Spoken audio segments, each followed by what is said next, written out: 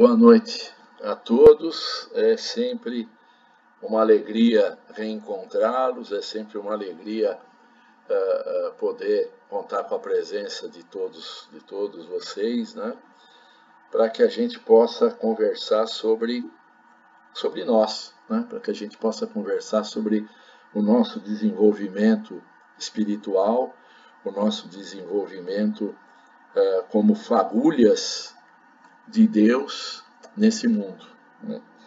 E eu gostaria, né, hoje de começar esse nosso encontro, né, com eu vou fazer uma leitura, eu vou colocar na tela, né, esse texto, né, tem como título, né, O Buda Dourado, né? Não sei se vocês conhecem esse texto, conhecem essa história, né? Mas eu acho que ela tem tudo a ver para aquilo que nós vamos eventualmente falar na sequência, né? Então eu resolvi hoje trazer esse tema para a nossa reflexão, vamos falar assim, né? Então o texto diz assim: há muito, muito tempo, numa terra distante, havia um Buda dourado. Esse ser magnífico era feito de toneladas de ouro puro e tinha a altura, né, de... Agora aqui ele me tampou aqui o coisa, mas ele tinha uma altura acho que de 10 homens. Esse grande Buda estava serenamente sentado na postura de lótus no jardim de um mosteiro, construído no alto de uma encosta que delimitava uma pacífica cidadezinha. Nesse local, né, tão tranquilo, eram muitos os peregrinos espirituais que permaneciam sentados, meditando aos pés do Buda dourado, contemplando as profundezas do seu próprio ser. Um dia chegou ao mosteiro a notícia de que um exército inimigo de uma cidade vizinha estava a caminho para invadir aquele local. Essa informação perturbou os monges, pois eles sabiam que se aquele exército descobrisse o Buda dourado, ele seria profanado e destruído. Apressadamente, os monges reuniram-se para tentar encontrar uma maneira de salvá-lo. Depois de examinarem muitas ideias, um monge propôs que se disfarçasse o Buda. Vamos cobri-lo com lama, pedras e argamassa, sugeriu ele. Então, os invasores vão acreditar que a estátua é só uma escultura de pedra.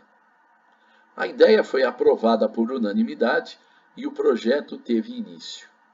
Os monges trabalharam com afinco durante toda a noite, iluminados pelo místico fulgor das tochas incandescentes.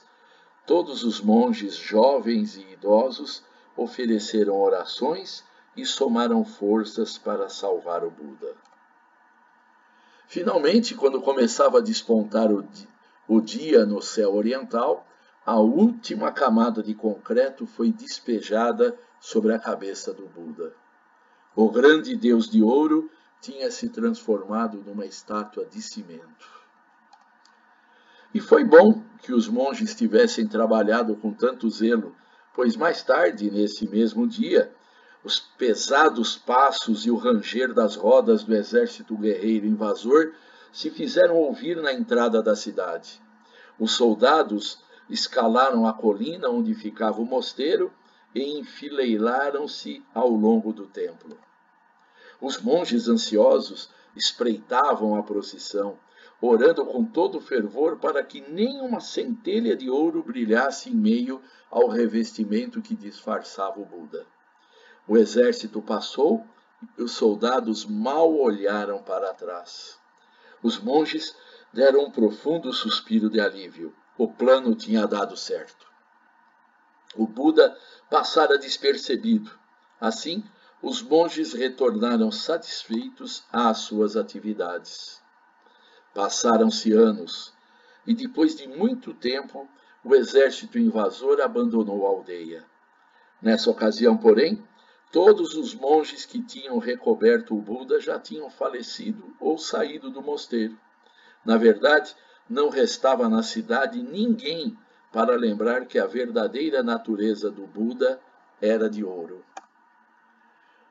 Todos os que estavam no mosteiro e na aldeia ocupavam-se de seus afazeres, e os que olhavam para a estátua acreditavam que ela era feita de pedra.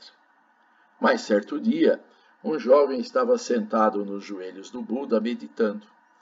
Quando ele se ergueu ao fim das preces, apoiou-se na perna do Buda e um pedacinho de concreto despregou-se do joelho, caindo no chão. Surpreso, o monge observou que algo brilhava embaixo da pedra. Tirando os fragmentos, ele descobriu que existia um outro Buda por baixo daquele que todos contemplavam. E era de ouro. O monge correu até o grande saguão do templo, onde os outros estavam estudando. Venham imediatamente, ele gritou. O Buda é de ouro.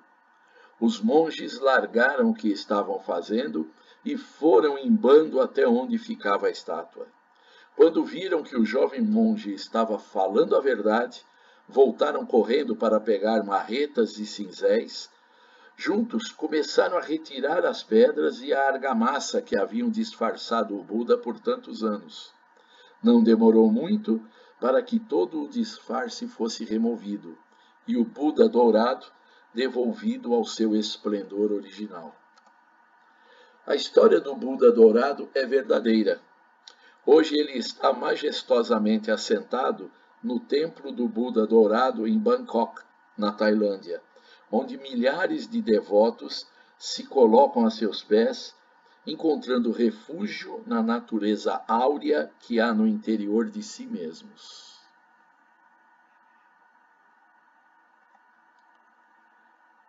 Mas esta história tem um significado mais profundo. Existe um ser dourado dentro de cada um de nós. Por trás das fachadas e de imagens que apresentamos ao mundo, existe uma alma brilhante e preciosa pedindo para se expressar. Em nosso íntimo, existe alguém forte, sábio e compassivo. Alguém com imensa capacidade de dar e receber amor e conhecer as profundas verdades do coração. É esse alguém que temos buscado durante toda a nossa vida. O Buda dourado é você, sou eu.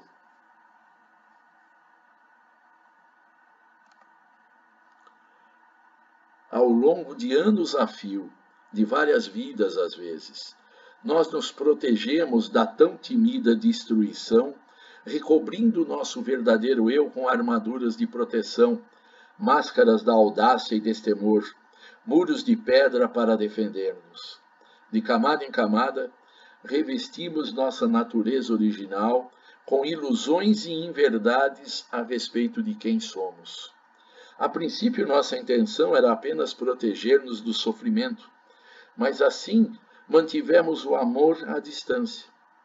Pensamos que poderíamos nos sair bem, correspondendo a uma imagem de nós mesmos esperada pelo mundo externo, mas essa adaptação custou-nos o elevado preço da nossa vida interior.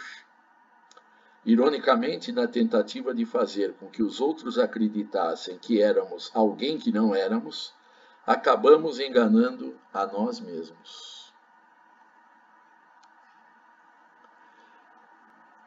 Esquecemos da beleza e da grandiosidade do nosso verdadeiro eu, acreditando que não somos dignos de todo o bem pelo qual o nosso coração anseia e merece desfrutar. Podemos esconder quem somos, mas não podemos destruir isso. Quer queiramos, quer não, temos de descobrir a nossa verdade interior e viver para ela. Chega o momento em que temos de deixar de lado nossos receios e reafirmar o desejo de nosso coração. Não importa por quanto tempo o Buda tenha ficado disfarçado. A nobre aventura de reapossarmos-nos de nossa identidade começa no exato momento em que percebemos, de relance, o ouro que reluz embaixo da pedra. A verdade de nossa totalidade não foi maculada durante todo o tempo em que caminhamos imersos no sonho de nossa falsa identidade. Ao longo de todo esse processo, nosso verdadeiro eu permaneceu intacto, inocente e tão perfeito quanto Deus o criou. Estamos e sempre estivemos perfeitamente a salvo. Os exércitos do medo vieram e se foram. Enquanto eles se perderam no pó, nós estamos aqui para construir novamente. Que as antigas recordações de terror não lancem sombras sobre a manhã que desponta. O Buda dourado vive.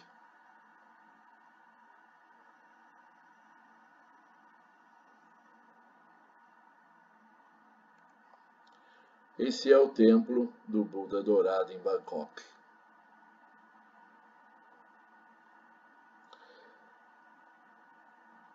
Por que colocar essa figura e esse texto numa aula nossa, né, num encontro sobre Cabala?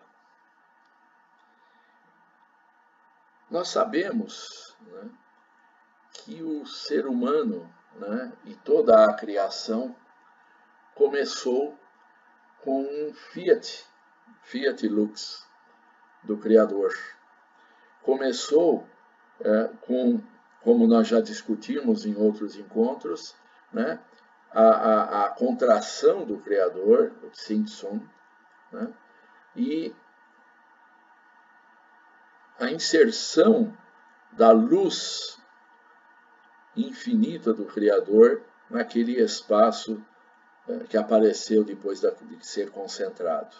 Né. Essa luz, né, é uma luz que não brilha, porque ela é uma luz infinita, ela é uma luz de vibração infinita. Mas nós também já conversamos, né, que essa luz, né, ela acabou descendo. Essa grande vibração acabou diminuindo gradativamente, emanação por emanação, né, diminuindo sua luz como se eu tivesse um anteparo aqui, né, alguma coisa que vai se tornando cada vez mais opaco, né? Então aquela grande luz ela diminui, aí tem mais como exemplo de opacidade, diminui e assim vai decaindo, de tal maneira que nós podemos dizer que houve, né, nas vibrações, e para isso a gente pode se socorrer de um teclado, né, de um piano que nós chamamos do teclado cósmico, porque nós sabemos que na criação existem vibrações altas, vibrações um pouco mais baixas, e que elas vão decaindo até a hora que esse nível vibratório alcança um tipo de vibração que a gente poderia dizer que começa a se condensar, e, portanto, vai acontecendo ou vai surgindo a matéria.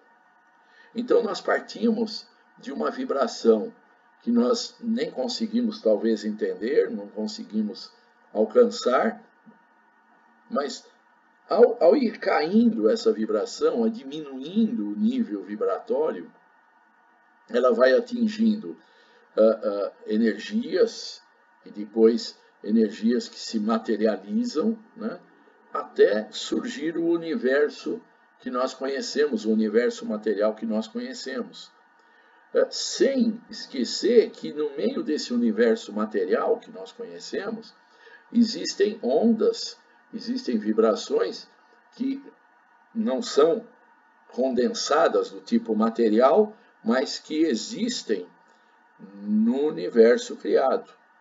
Por isso que, muitas vezes, né, é pedido que nós procuremos, né, aquilo que existe e aquilo que não existe, né?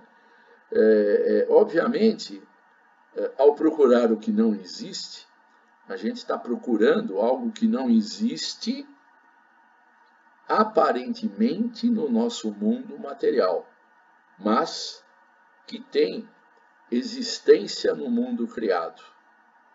É importante que esse conceito seja de alguma maneira compreendido, né?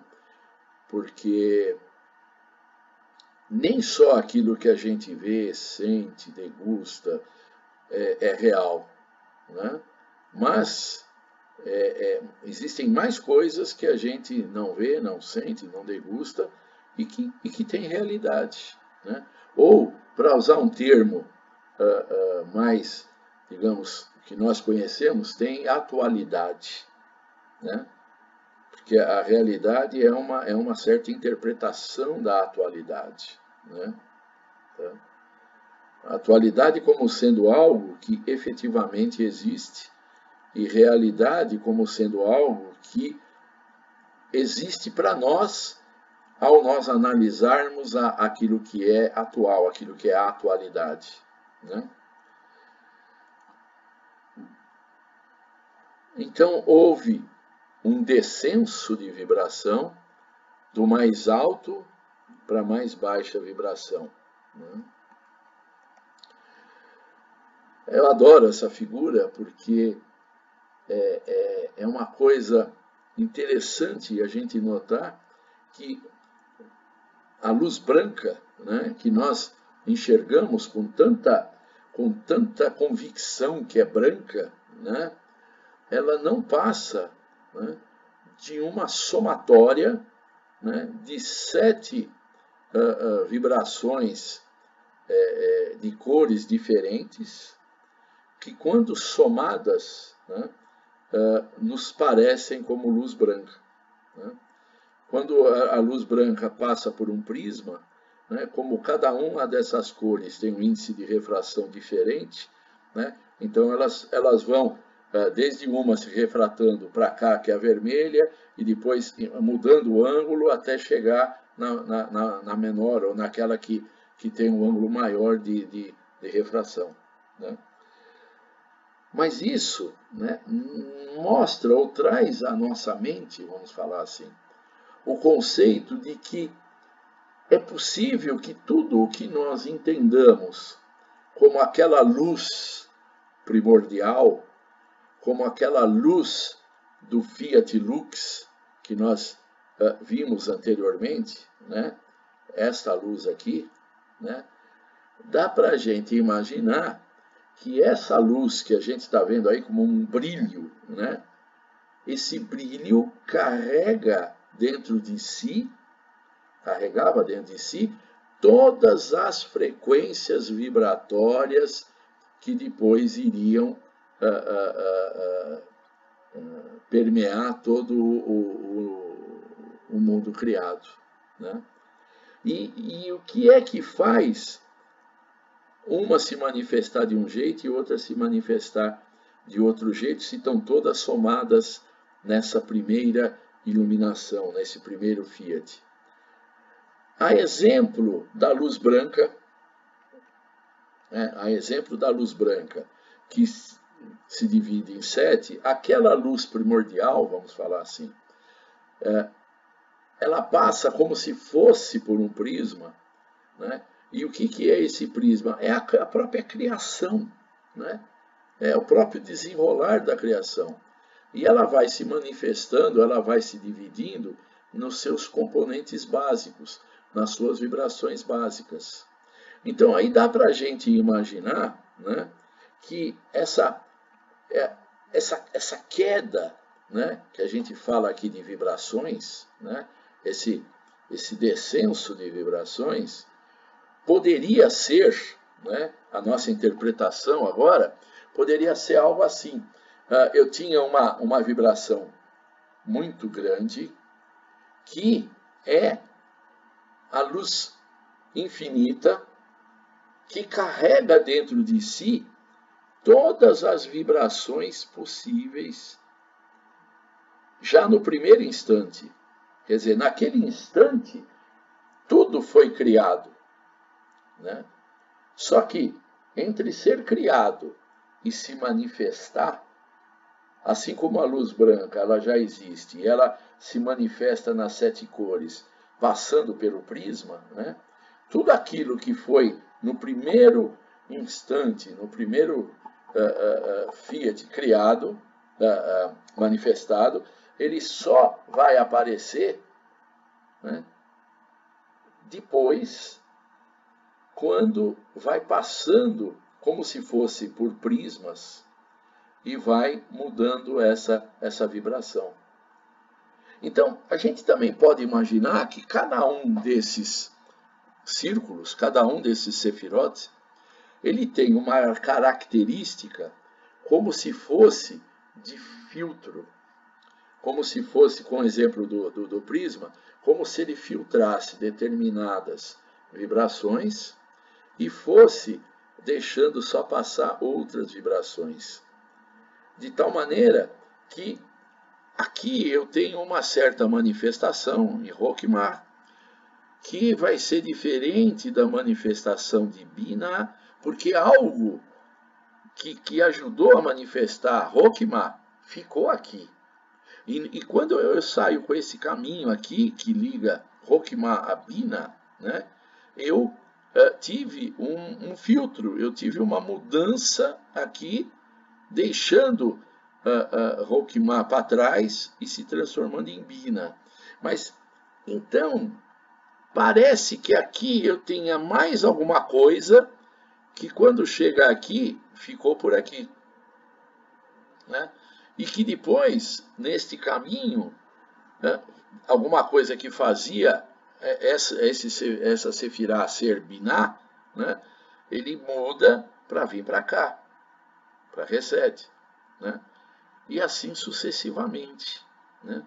Até chegar aqui, que talvez seja em Malhut, digamos, chega só as vibrações mais pesadas, as vibrações de menor, digamos assim, de menor quantidade, as vibrações que são as vibrações do mundo material.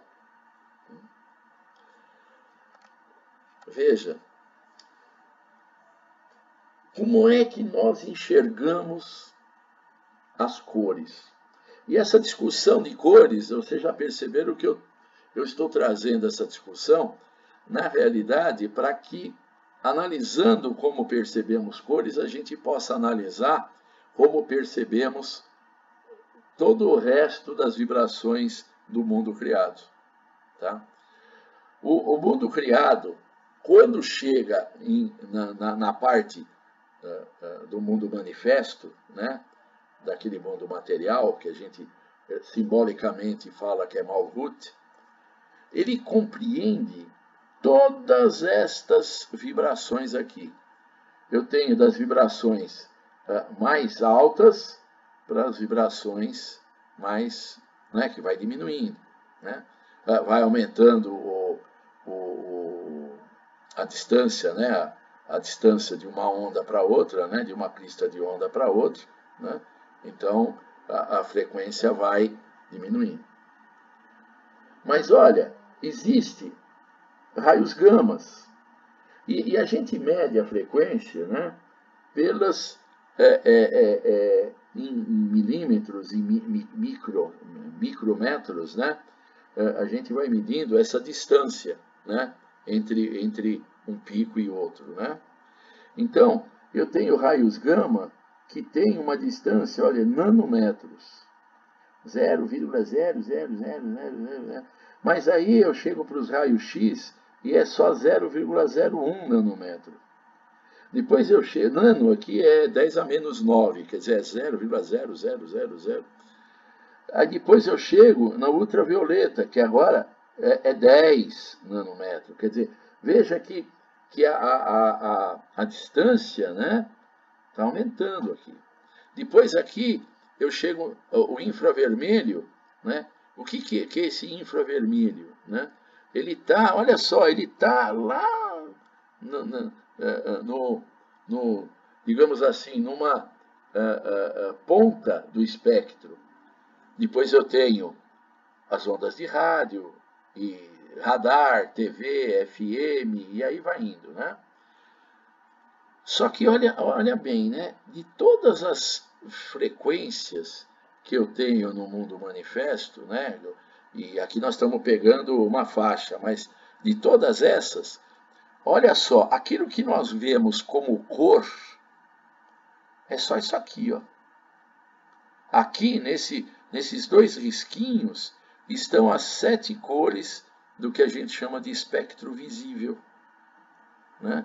Aqui nesse filetezinho aqui, tem essas 7 cores. Então, o mundo que nós vemos, as cores que nós vemos, né, tudo que nós vemos no mundo, né, em termos de enxergar as coisas, né, está nessa faixa aqui.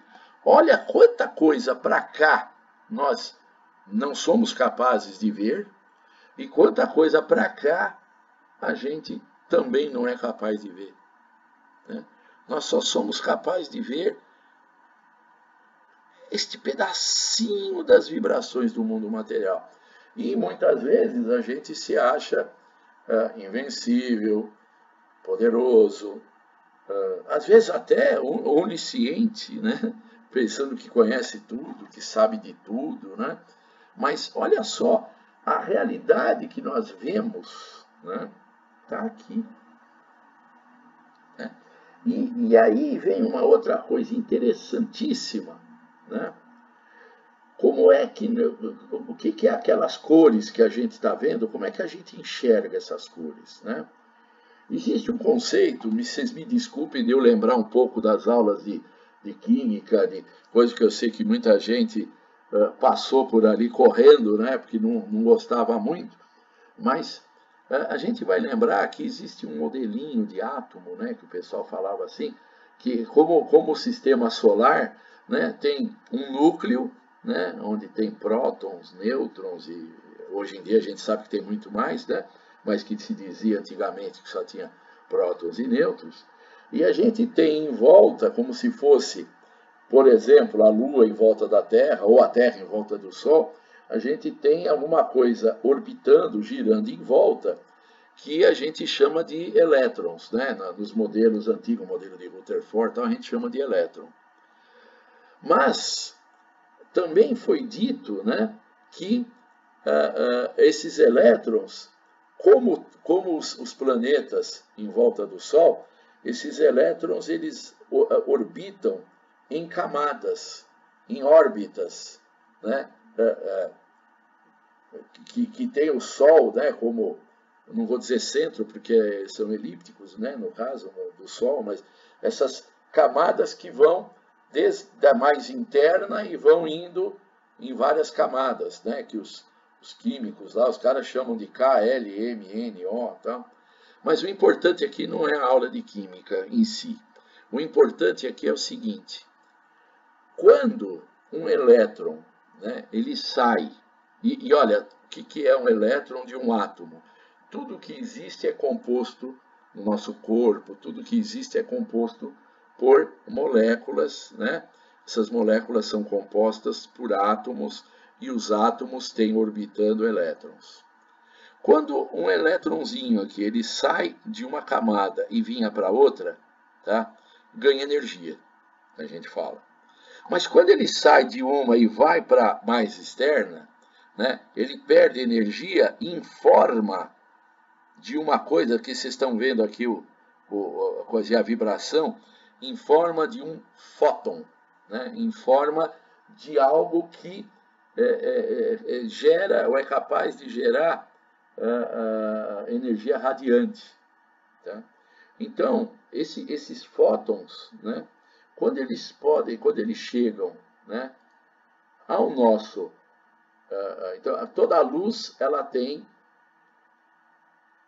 moléculas, tem átomos que têm elétrons, e a saída dos elétrons de um ponto de energia para o outro provocam a luz incidente. Né? Essa luz incidente, que são esses fótons que vêm vindo aí e tal, eles vêm aqui para o nosso olho, tá?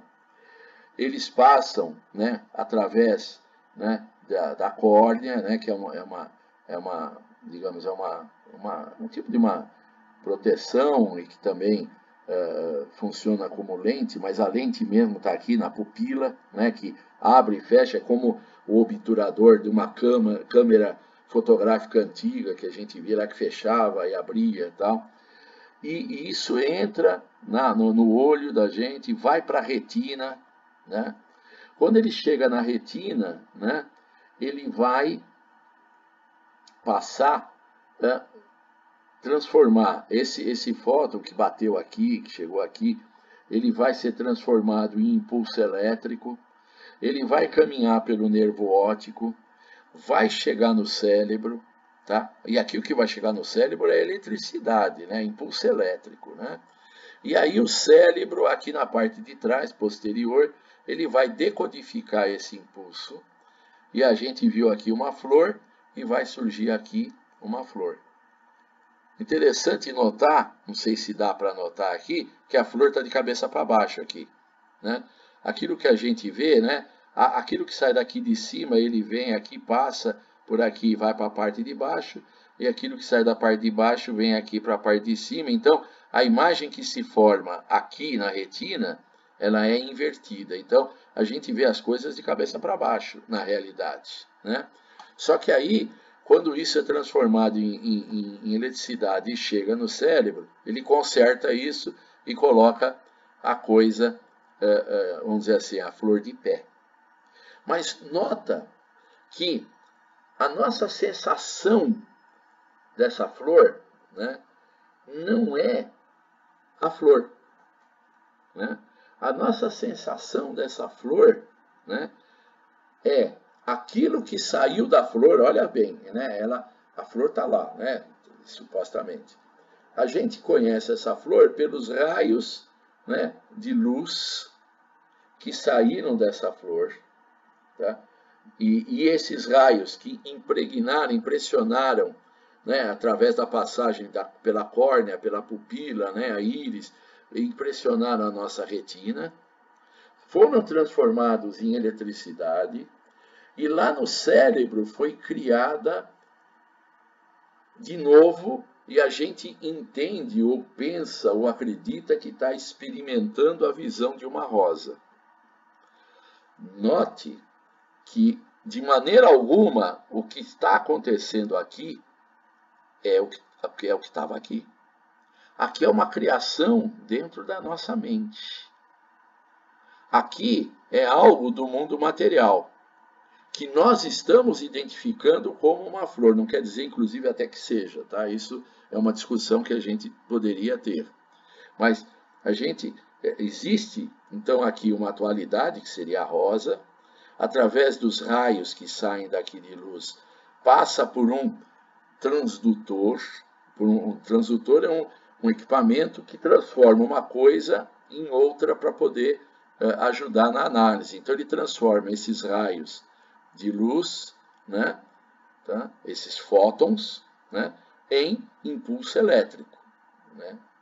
E esses impulsos elétricos, eles chega aqui, algo no cérebro, né, que é a parte da visão, transforma isso na visão de algo, né? E isso aqui para nós passa a ser real, tá? Mas concorda comigo que se, por exemplo, quem está olhando tiver um pequeno problema aqui, seja no cristalino, por exemplo, a cristalino opaco, que é cristalino opaco, que agora esqueci o nome. Pupila, que tiver com algum problema de pupila, por exemplo, se você dilatou a pupila, está muito aberta, tá? Você vai ver as coisas, a tua realidade aqui vai ser um pouco deturpada por causa que o teu transdutor está com defeito. Além disso, depende da distância entre aquilo que você está vendo e você, né, e esse transdutor, pode ser que você não consiga nem ver. Então você precisa de um segundo, agora aqui um outro equipamento, que seria talvez um telescópio para ver bem longe, ou um microscópio para ver algo que é muito pequeno, porque por mais que o teu cristalino se adapte, por mais que a pupila feche, por mais que você tenha recursos aqui, existem coisas muito pequenininhas que você não vai conseguir ver. Então você vai precisar de um auxiliar aqui, que é um microscópio, que também, se tiver com defeito, né, vai atrapalhar o que chega aqui, e se aqui tiver com defeito, vai atrapalhar o que chega aqui. Então, a imagem, por que eu estou dizendo tudo isso, né? Olha só, a nossa né, essa parte aqui, né, a parte da retina, né, ela é sensível, né, olha só, ela é sensível a 3 cores apenas, tá? Vermelho, verde e azul, tá? Que são os cones, né, chamado cones, e sensível digamos assim, ao cinza, ao preto e branco, as graduações de cinza, né, que são os bastonetes. Então, quando a gente está vendo algo noturno, né, por que quando você está num ambiente muito escurecido, penumbra, você não detecta a cor, mas você detecta o objeto? Porque os cones não conseguem detectar toda aquela vibração que está chegando, toda aquela energia que está chegando, então ele não manda essa codificação para o cérebro. Mas os bastonetes, que estão preparados exatamente para ver essas nuances de cinza, né, entre preto e branco, eles conseguem. Então eles mandam uma imagem que parece imagem em preto e branco, porque está muito escuro e não tem iluminação suficiente para ter esses fótons aqui que vão chegar digamos, a iluminar, né, e sensibilizar, né, para irem como energia elétrica através do nervo óptico. Além disso, olha só, eu só tenho cones para 3 cores. Hoje em dia, isso daqui antigamente, há muitos anos atrás, era uma coisa assim, até fantástica, porque as pessoas não entendiam muito. Depois que veio a TV colorida, né, aí as pessoas começaram a entender, principalmente aquelas TVs coloridas de tubo com o tubo, né, porque elas já diziam que as cores eram formadas através da mistura das 3 cores, né, do vermelho, do verde e do azul, né, o RGB, né, o famoso RGB, né, então, do red, green e blue, né? Então, a gente recebe só isso daqui, né? Então tem um aqui que ele é sensível só a vermelho, claro, com a quantidade de vermelho, ele dosa, ele sabe dosar, se não tiver com defeito o sensor. O outro sabe dosar a quantidade de verde, o outro sabe dosar a quantidade de azul, e aí o que acontece, né? Através dessas 3 quantidades, um mais vermelho, outro menos verde, outro mais verde, menos azul, o que acontece? São formadas todas as outras cores. Tá? Então, olha só, né? Tem algumas coisas aqui agora que precisam ser discutidas ou entendidas, até para que a gente possa compreender o que acontece com as nossas certezas, né? Quando eu vejo vermelho de um objeto, é porque ele na realidade, ele absorveu, né? Ele soltou as outras cores, né? Então eu vejo pela oposição. Mas, além disso, né, quando eu formo na minha mente cores, né, é por combinação do meu transdutor, que é usado para visão, tá? Que pode tem pessoas que têm problema no cone do bastonete, especialmente nos cones, né? Tá? Mas se eu posso ter problema ou não posso ter problemas, agora vamos pegar duas pessoas observando o mesmo objeto, né, de pontos um pouco diferentes. Tá? Então, imagina que o Sol está batendo no objeto, né? Eu tenho aqui, eventualmente, o Sol batendo no objeto. Então, se essa pessoa ela está mais voltada para o ponto onde o Sol bate diretamente no objeto, o reflexo que vem para ela, né, as ondas que vêm para ela aqui, são de um tipo, de uma natureza. Se por outro lado, essa outra pessoa estiver olhando o mesmo objeto, mas estiver olhando de um outro ângulo, de um outro ponto de visão, tá? Essas vibrações aqui, elas vão chegar para essa pessoa de uma maneira diferente do que chegou para essa. Então, além dessa pequena, grande diferença aqui, né, ainda precisa ver se o transdutor dessa pessoa é bom e o transdutor dessa outra é bom também, ou se eles têm diferença. Por exemplo, essa pessoa aqui, falando em visão, se ela tem miopia, se esse tem hipermetropia, se tem astigmatismo, se tem visão diminuída.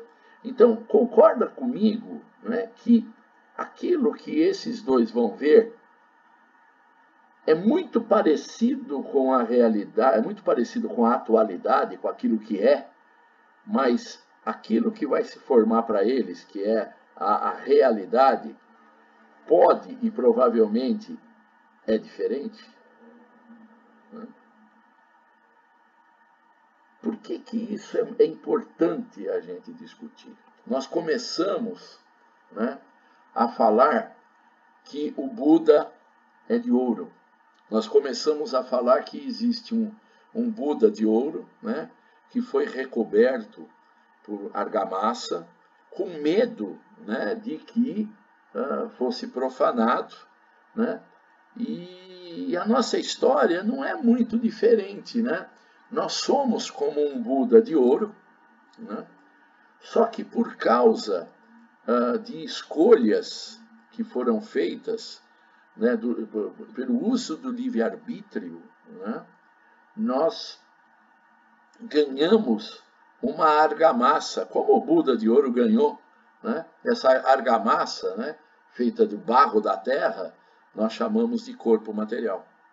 Né, e esse corpo material, né, essa argamassa que esconde o verdadeiro Buda dourado, né, ela apenas e tão somente tem 5 transdutores ou 5 aberturas que nos ajudam a tentar interpretar o que poderia ser a atualidade do mundo criado, mas leva para a nossa mente, né, através da visão, através do olfato, através do paladar, através do tato e através da audição, leva para nossos cérebros, né, para as partes posteriores aqui do cérebro, tal, leva informação de visão, de audição, de tato, e com essas 5 informações que vêm não daquilo que realmente é, daquilo que é atual, mas vem através das vibrações que saem disso, porque assim como aquilo que nós estamos vendo vem com vibrações, aquilo que nós vamos cheirar vem com vibrações também, é um outro tipo de vibração. Aquilo que nós vamos sentir ao paladar vem também com vibrações, só que é um outro tipo de vibração.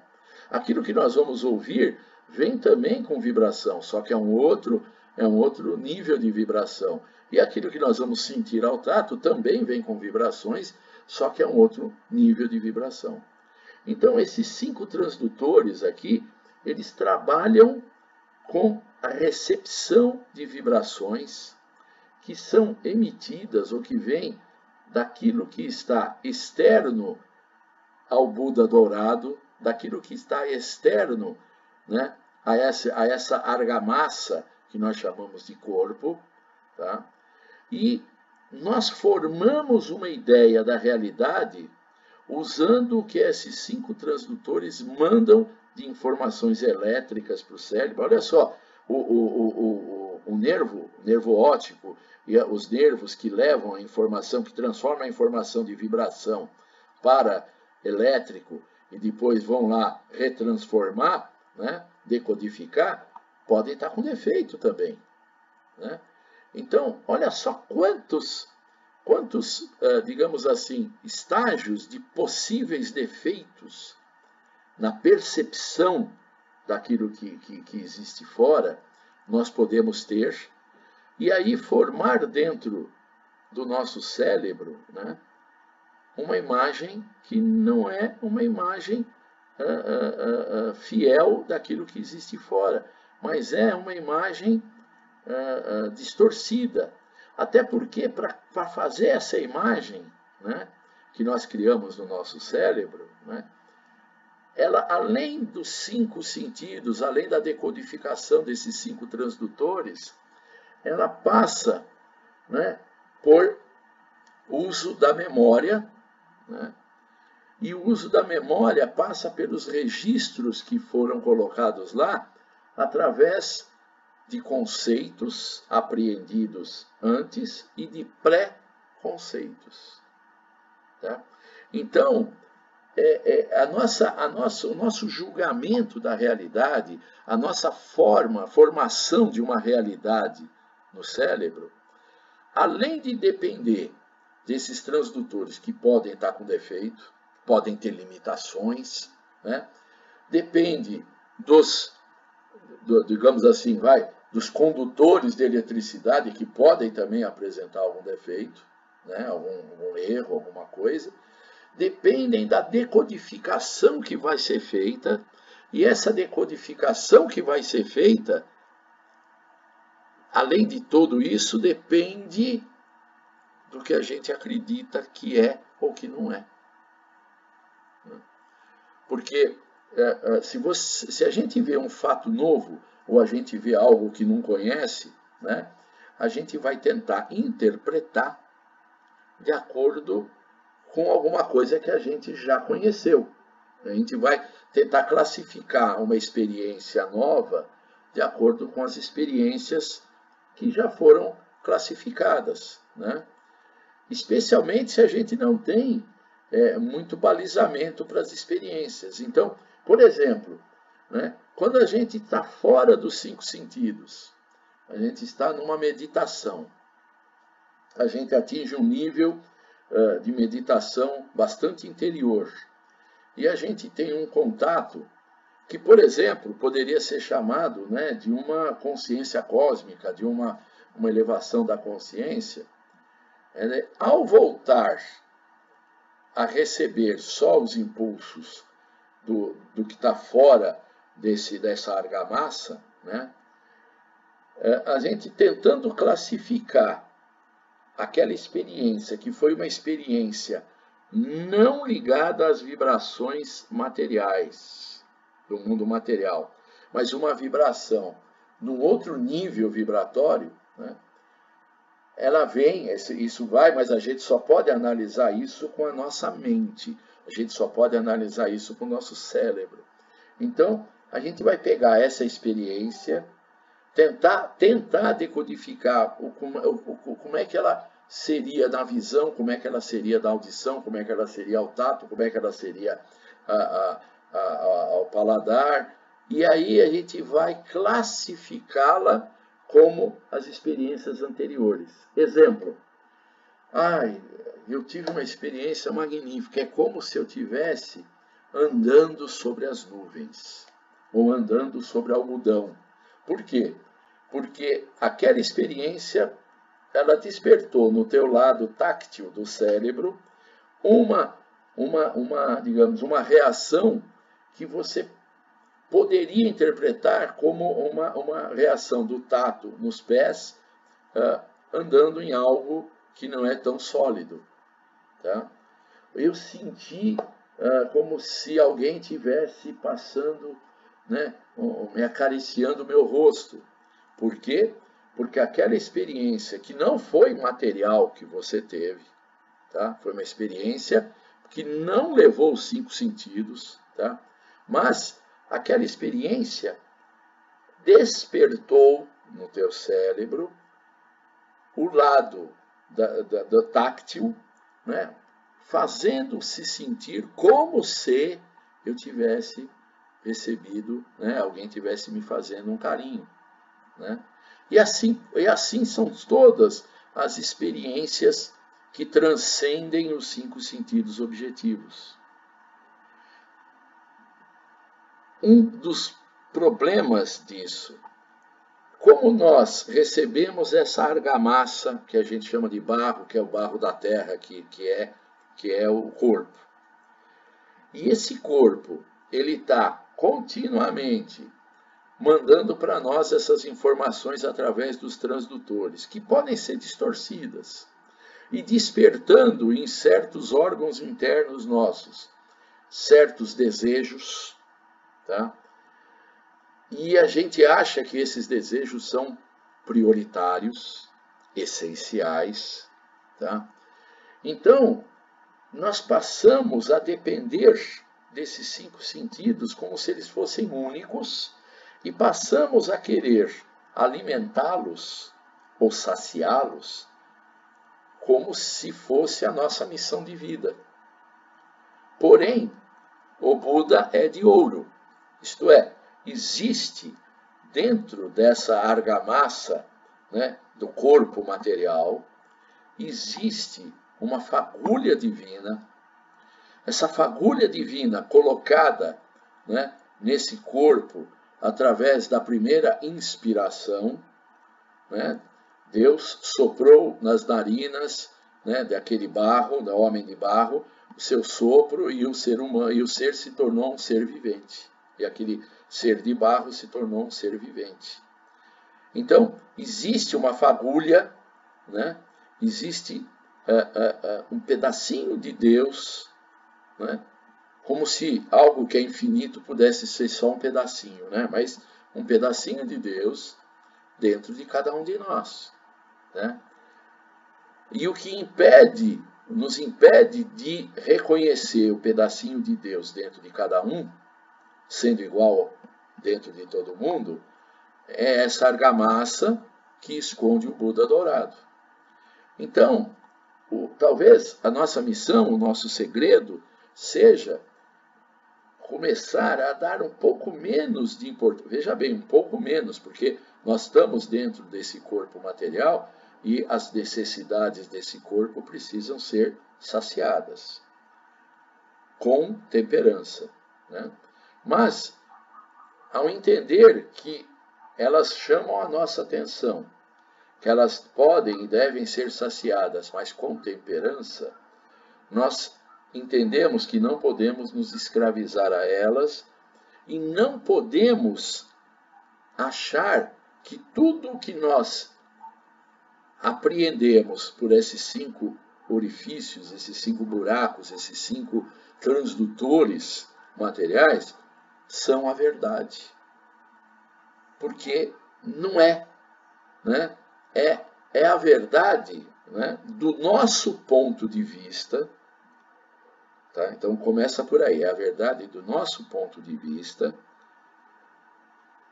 que passa por transdutores que podem estar bom ou podem não estar muito bom, que passam por elementos que transformam em eletricidade, que podem estar bom ou não muito bom, e que são decodificados no cérebro, que podem ser decodificados de acordo com os nossos preconceitos, com as nossas restrições de vida, com aquilo que a gente foi aprendendo no decorrer dos anos, que é o certo e que é o errado, né?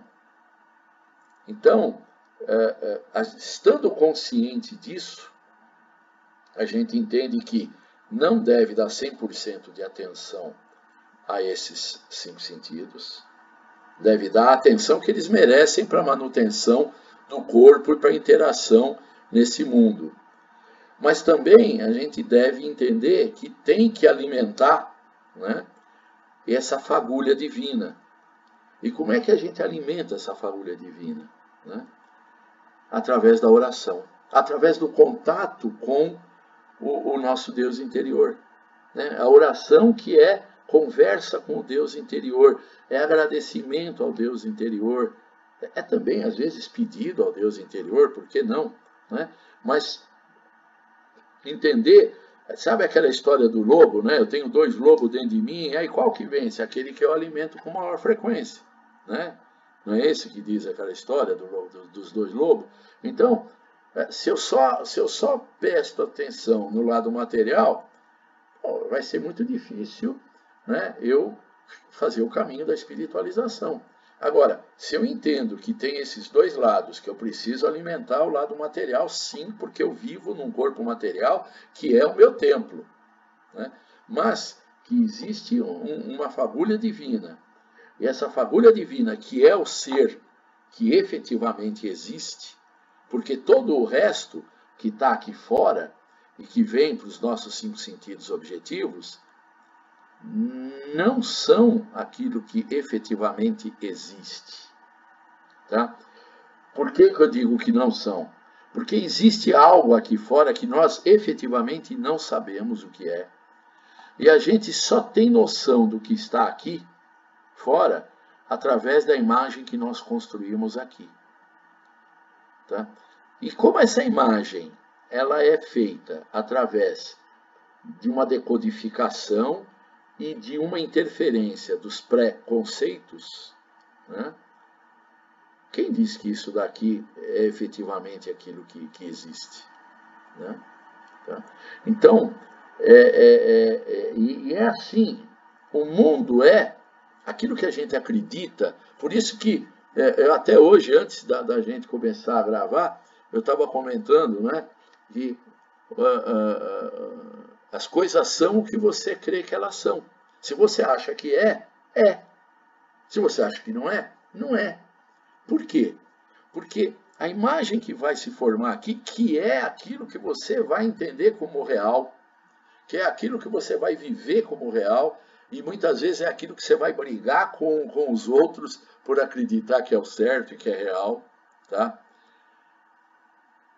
É uma decodificação que chegou aqui, portanto pode estar com interferências, e com a grande interferência dos teus pré-conceitos. Então, se você acredita que é de um jeito, você vai decodificar isso e vai interpretar de acordo com esse viés que você tem. Se você mudar o viés, a interpretação pode ser que mude, né? Então, nós criamos a nossa realidade, porque aquilo que é a realidade, ela é criada dentro de nós, dentro do nosso cérebro, né? Que é um órgão material, né? Ele também recebe insights, influências da fagulha, mas para interpretar também essas experiências desse nosso lado espiritual, nós necessitamos um pouco do cérebro. E é por isso, né, da memória, e é por isso que a gente, para descrever experiências espirituais, se vale tanto de uma linguagem material. Porque é o que a gente conhece, é o que o nosso cérebro tem, é o que a nossa memória tem de registro. Então não poderia ser diferente. Tá? São 25 para as 9, eu acho. Eu acho que vamos parar por aqui hoje, né? E agradecendo a vocês, né? Esperando que esse tema tenha suscitado bastante reflexão dentro de cada um, né? Para que a gente possa conversar mais, né? Sobre aquilo que existe, aquilo que não existe, como nós entendemos a realidade e como nós podemos transcender a realidade. Mas isso vai ficar para uma próxima oportunidade, tá?